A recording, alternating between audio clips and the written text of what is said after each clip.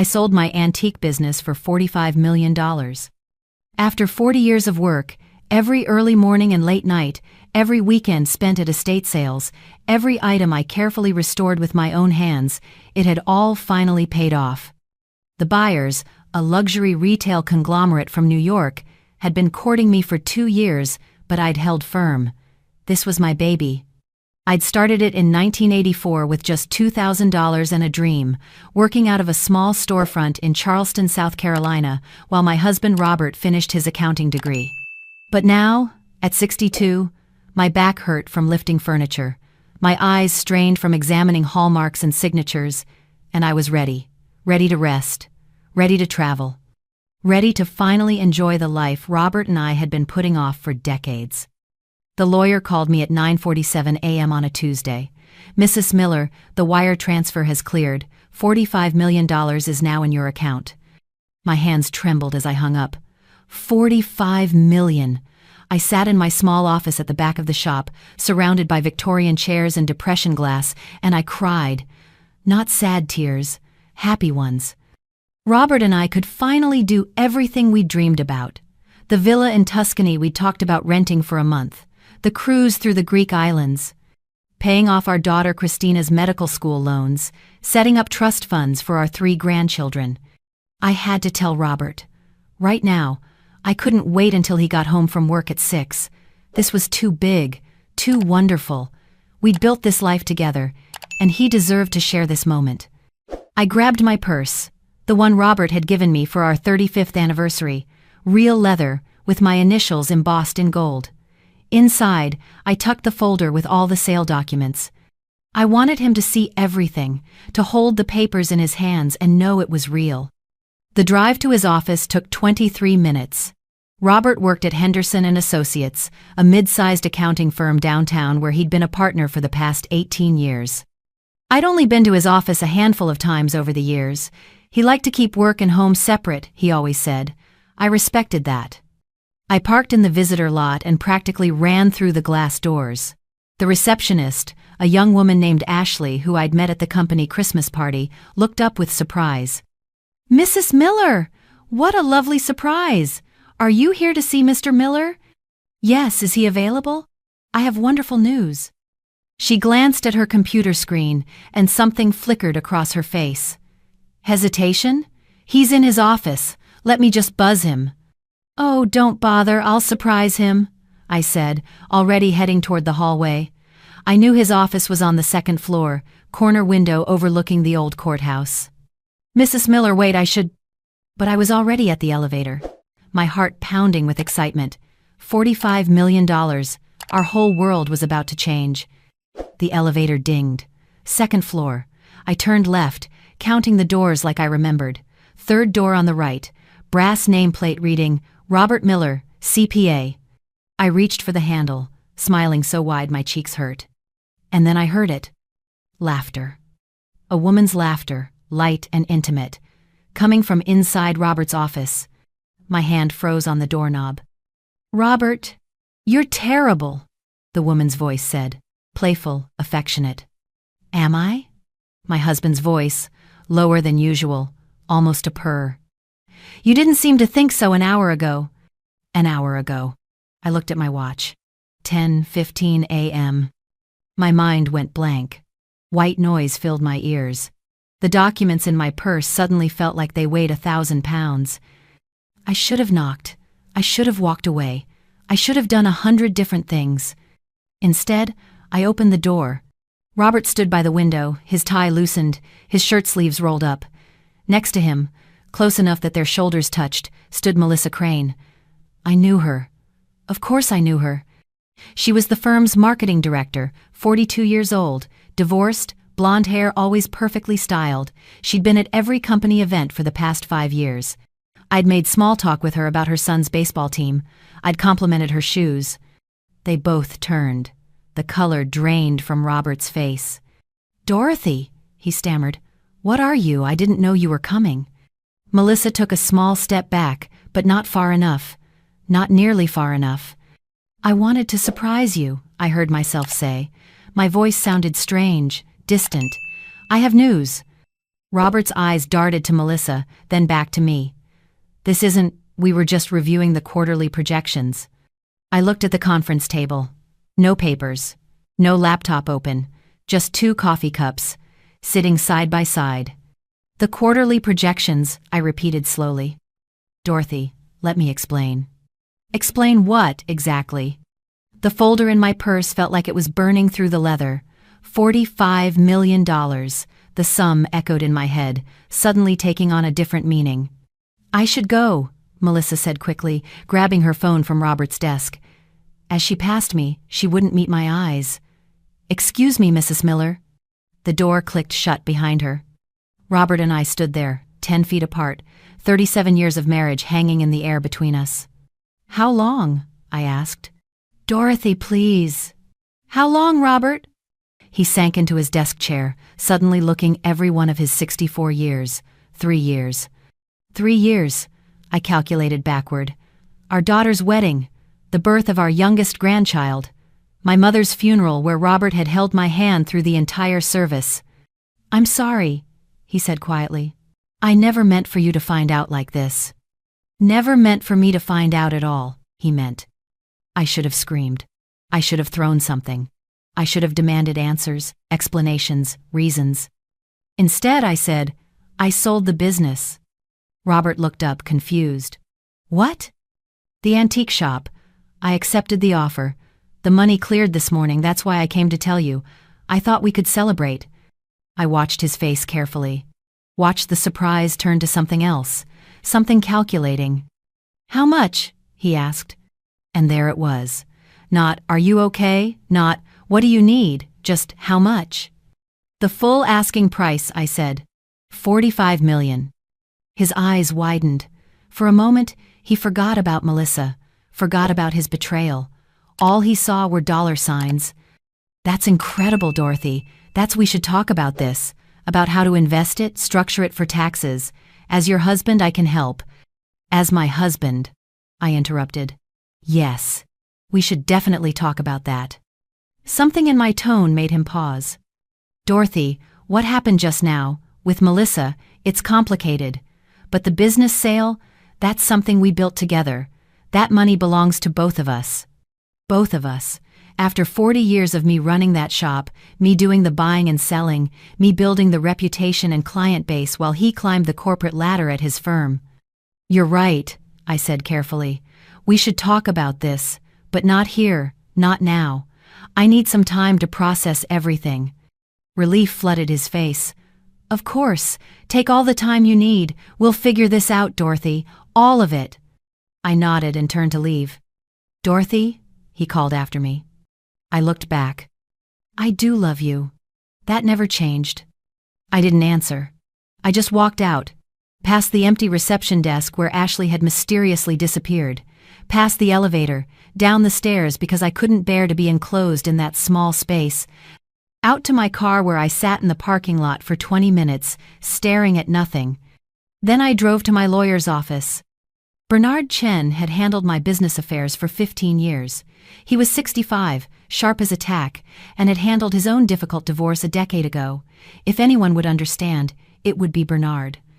Dorothy, he said, surprised when his secretary showed me in. I wasn't expecting you. Is everything all right? Did you get the confirmation about the wire transfer? I got it, I said, closing the door behind me. Bernard, I need to ask you something, and I need you to be completely honest with me. He gestured to the chair across from his desk. Always. The antique business. It was mine before I married Robert. I started it with my own money, ran it entirely myself. Over the years, I paid myself a salary, but I never added Robert's name to the business documents. Legally, whose business was it? Bernard leaned back in his chair, studying me. In South Carolina, we're an equitable distribution state, not a community property state. But given that you started the business with separate funds before the marriage, maintained it entirely yourself, and never commingled it with marital assets. He paused. Dorothy, what's going on? Just answer the question, please. The business, and the proceeds from its sale, would likely be considered your separate property.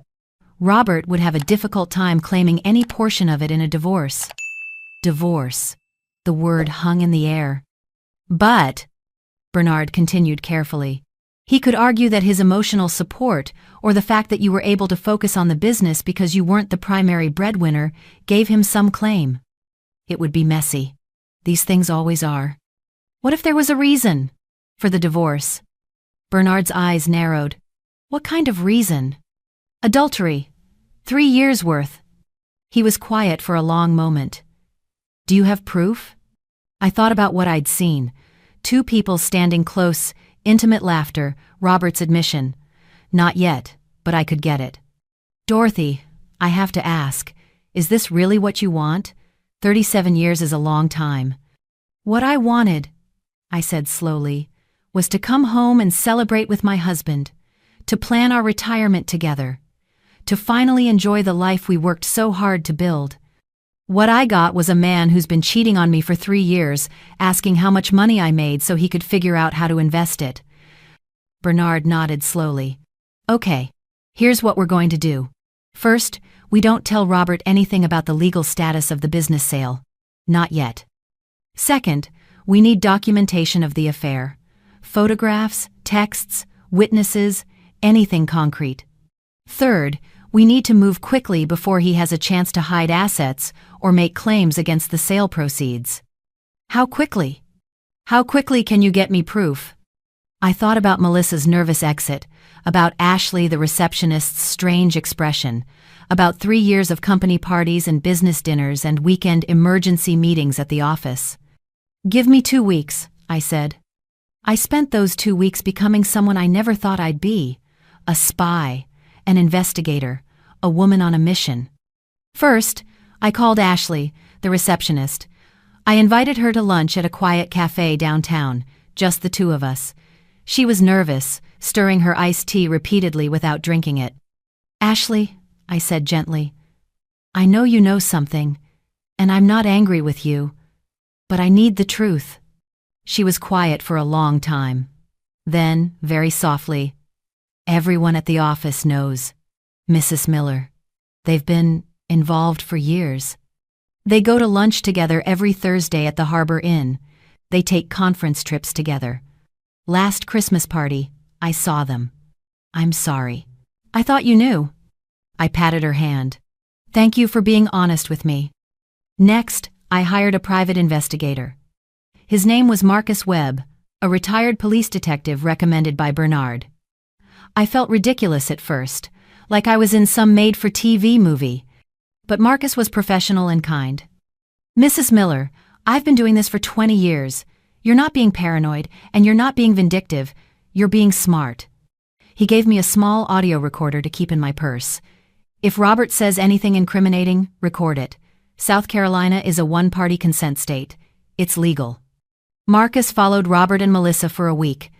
The evidence was damning. Photographs of them entering a condo in Mount Pleasant, one Robert was apparently renting. Credit card receipts from romantic restaurants. Texts that Marcus obtained through means I didn't ask about. But it was the video that sealed it. Marcus caught them on camera, kissing in the parking lot of the Harbor Inn, Robert's hand on Melissa's face in a gesture so tender it made my stomach turn. Because I remembered when he used to touch me like that. While Marcus gathered evidence, I made other preparations. I opened a new bank account at a different bank, one where Robert had no access. Bernard helped me transfer the $45 million into it, minus the taxes we'd need to pay. The rest went into a secure trust. I also started documenting everything in our joint accounts. Robert had always handled our finances, but I had access to the statements.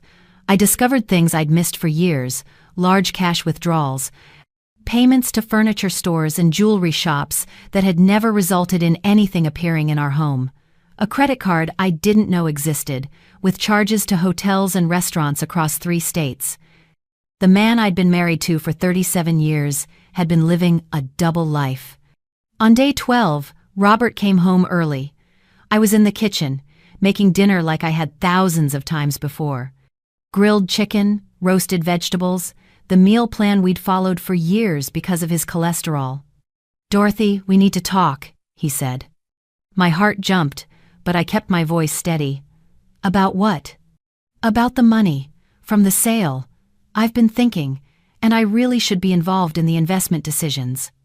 It's a lot of money, and you've never had to manage that kind of sum before. I could set up a meeting with our financial advisor. Our financial advisor? Well, mine, technically, but he could help both of us.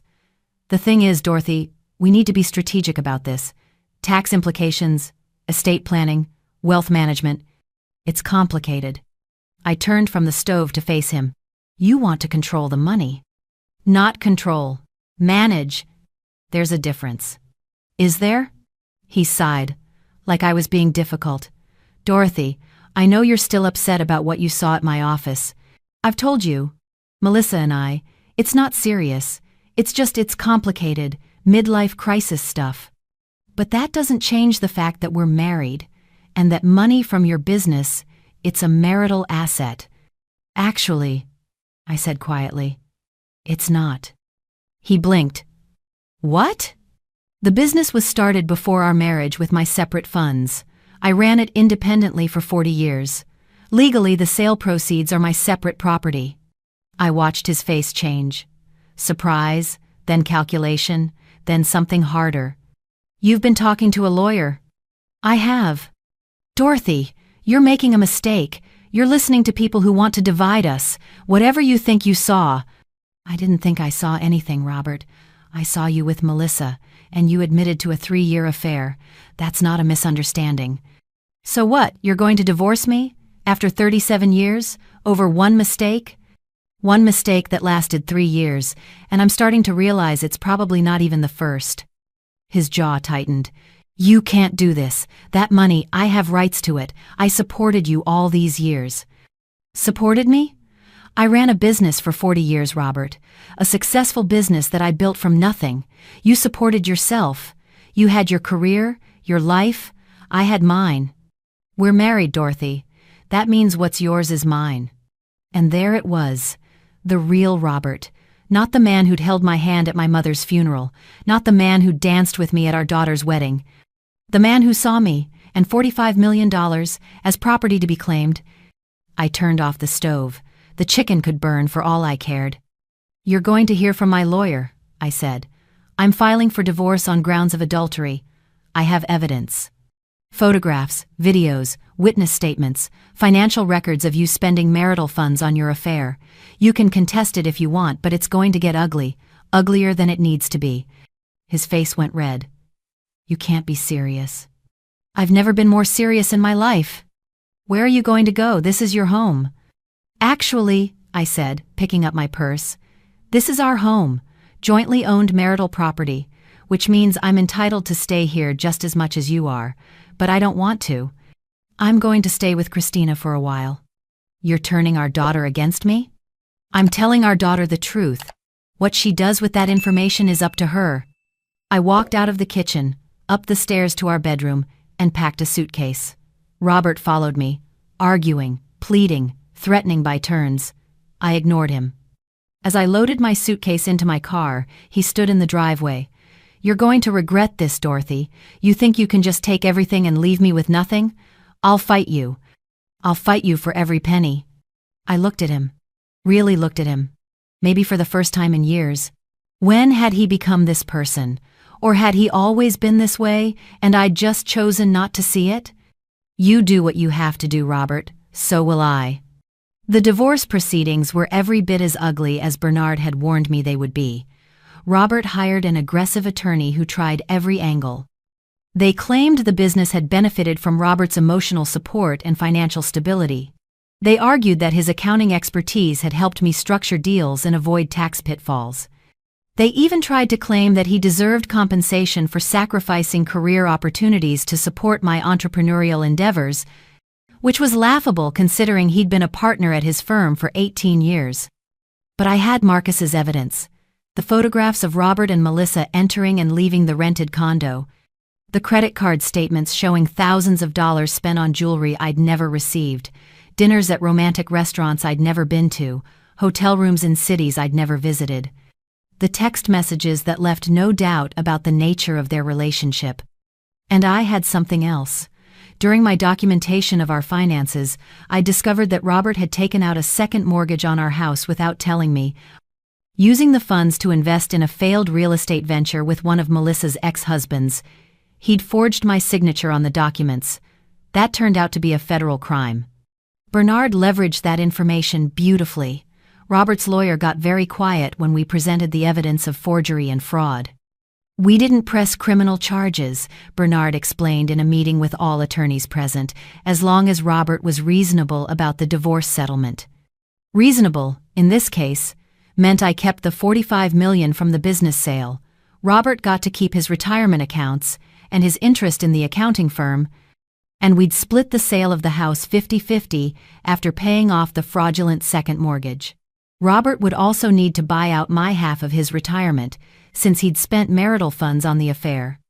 Melissa, interestingly, broke up with Robert 2 months into the proceedings. Apparently, having an affair with a married partner was exciting. Being associated with a man in the middle of a contentious divorce involving fraud allegations was not. The divorce was finalized 9 months after that morning in Robert's office. I was 63 years old, single for the first time since I was 25, and wealthier than I'd ever imagined I could be. Christina, my daughter, was furious with her father. She'd suspected something was off for years, she told me, but had never wanted to believe it. She supported me completely, which meant Robert's relationship with his daughter and grandchildren became strained. That was his choice, not mine. With the divorce behind me, I had to figure out what to do with the rest of my life. $45 million is a lot of money, but it's also a lot of responsibility. I did hire a financial advisor, but not Robert's. I found my own. A woman named Patricia who specialized in helping newly divorced women manage sudden wealth. Together, we created a plan. $20 million went into conservative investments, bonds, index funds, real estate investment trusts. $10 million went into a foundation I established to help women entrepreneurs start their own businesses. I called it the Second Chances Foundation, and I worked with Christina, who had always been interested in business development, to run it. $5 million I kept liquid for living expenses and personal investments. And $10 million? $10 million I used to have some fun. I bought that villa in Tuscany. Not rented it, bought it. A small stone house with a garden overlooking the hills, where I spent 6 months learning to speak Italian and making wine with the locals. I took that cruise through the Greek islands, except I didn't take a cruise ship. I chartered a small yacht with a captain and crew, and I invited Christina and her family to join me. We spent 3 weeks swimming in impossibly blue water and eating fresh fish on tiny islands that didn't have names on any map. I paid off Christina's medical school loans, and I set up trust funds for my grandchildren, but not the kind that would make them lazy. The kind that would pay for their education, give them seed money for businesses or homes, but require them to work for anything beyond that. And I started dating. At 63, I wasn't looking for another husband. I'd had one of those, and look how that turned out. But I discovered I enjoyed male companionship without the legal entanglements. I went on dates with retired professors and artists and a very charming Italian man named Enzo who owned a bakery in Florence. None of them were serious. That wasn't the point. The point was that I was living my life on my terms for the first time in decades. 2 years after the divorce, I was back in Charleston for Christina's birthday. We were having dinner at a restaurant downtown, the kind of place I never would have gone to when I was married because Robert always said it was too expensive. The waiter had just brought our appetizers when I saw him. Robert, sitting at a table across the room with a woman I didn't recognize. She was younger than him, though not as young as Melissa. They were holding hands across the table. He saw me at the same moment. Our eyes met. He looked older, thinner. There was a tightness around his mouth that hadn't been there before. I should have felt triumphant, vindicated, something. Instead, I felt nothing. Not anger, not satisfaction, just a mild curiosity about the woman he was with, and then a stronger curiosity about the wine list. "Mom?" Christina touched my hand. "Are you okay?" "I'm fine," I said, and I meant it. "Let's get a bottle of the Barolo, the good one." We ordered the expensive wine, and the expensive entrees, and the ridiculously overpriced dessert that turned out to be worth every penny. We laughed and told stories, and Christina showed me pictures of the grandkids on her phone. I didn't look at Robert's table again. Later, as we were leaving, I had to walk past him to get to the exit. He stood up as I approached. "Dorothy," he said awkwardly. "You look well." "Thank you." "I heard about your foundation, the second chances thing. That's good, that you're doing something meaningful with the money." I almost laughed, still thinking about the money. "I'm doing a lot of things, Robert. The foundation is just one of them." "Right, of course." He gestured to the woman at his table. "This is Karen. Karen, this is Dorothy, my ex-wife." Karen looked uncomfortable. I felt a flash of sympathy for her. She had no idea what she was getting into. "Nice to meet you," I said politely. Then to Robert, "I hope you're well." I walked out before he could respond. Christina was waiting for me outside. "That was gracious of you," she said. "I would have thrown my drink at him." "I thought about it," I admitted, but the Barolo was too good to waste. We laughed all the way to the car. That night, lying in bed in my small apartment overlooking the harbor, I thought about everything that had happened. The betrayal, the divorce, the money, the new life I'd built. Some people might say I got lucky, that finding out about the affair right after the business sale was fortunate timing, that the money made everything easier. And they'd be right about the money. It absolutely made things easier. But luck? No. I'd worked for 40 years to build something of value. I'd made smart choices, even when they were hard. I'd trusted my instincts when something felt wrong. And when my world fell apart, I'd picked up the pieces and built something new. That wasn't luck. That was life. I fell asleep thinking about my next trip. Patricia, my financial advisor, had mentioned a photography tour through New Zealand. 6 weeks, small group, professional instruction. I'd always wanted to learn photography. At 63 years old, I had all the time in the world.